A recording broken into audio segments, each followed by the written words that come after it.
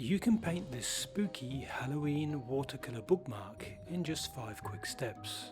This graveyard scene was painted using a simple layering technique, building transparent layers of watercolor one on top of the other. Start by cutting a strip of watercolor paper for your bookmark. The one I'm using here is about 6 inches high and 2.5 inches wide.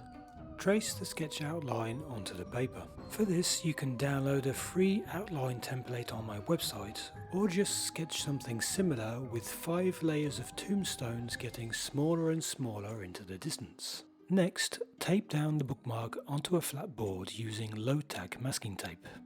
The tape will protect the edges of the paper and leave a nice white frame around the painting.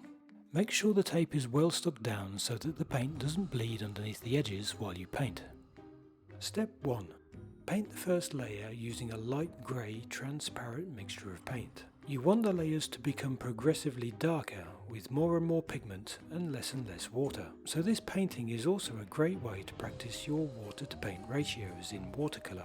Use lots of water to dilute the first layer of paint. You may be surprised how much water you need to mix in to get a very light grey appearance. Paint a smooth, even wash, keeping the paint moving quickly while the surface is still wet. Then leave the paint to dry completely before moving on. Step 2. Add some more pigment to your puddle of paint to make a slightly darker mix. Then start painting the next row of tombstones below. You want the mixtures of grey paint to go from very light to very dark in just 5 steps, so try to judge your water to paint ratio based on this objective.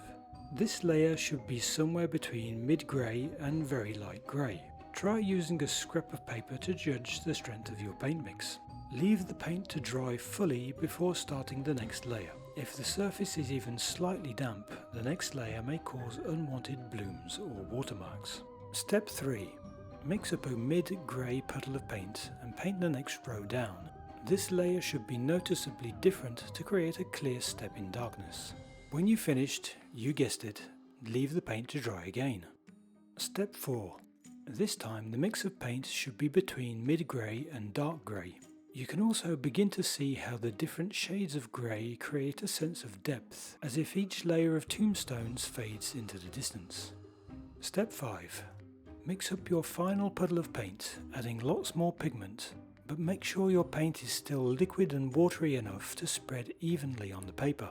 Leave the paint to dry completely before carefully removing the masking tape around the edge.